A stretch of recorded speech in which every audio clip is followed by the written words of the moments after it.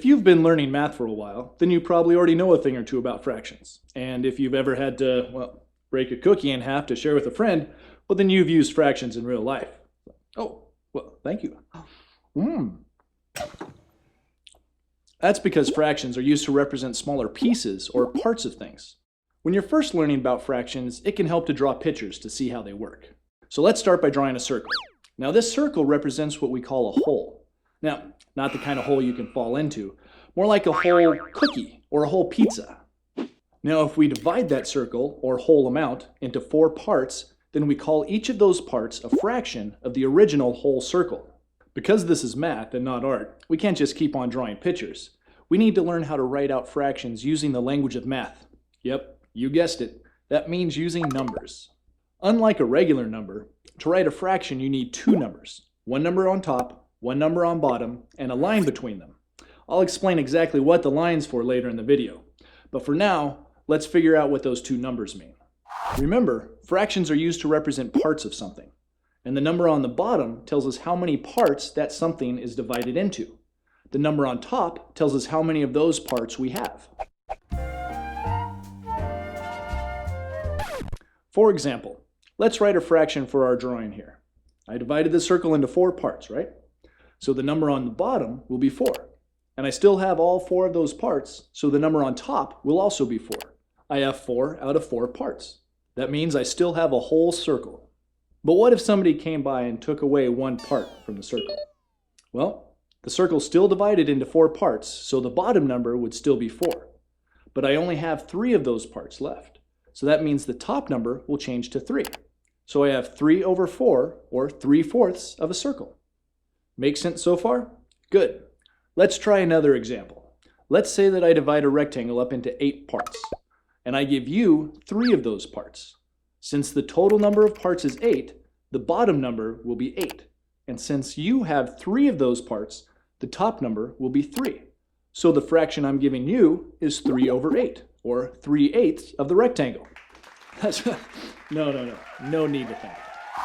Oh, and it's important to remember that for fractions to work right, the parts that you divide the whole up into have to be equal. We can't take a candy bar and say, well, I'm going to divide it into 2 parts, so this is your half, and here's my half. Let's look at a few more examples so you can really see the pattern of how fractions can represent parts of objects. This rectangle is divided up into 3 equal parts, and 2 of them are shaded red. So 2 over 3, or 2/3 of the rectangle, is shaded red. The circle is divided into 12 equal parts, and 7 of those parts are shaded green. So 7 over 12, or 7/12 of the circle, is shaded green. The hexagon is divided into 6 equal parts, and 5 of those parts are shaded blue. So 5 over 6, or 5/6 of the hexagon, is shaded blue. All right, so you can see how fractions can be used to represent parts of objects like circles and rectangles, but fractions can be used for more than that. They can be used to represent parts of, well, anything, like pets, for example.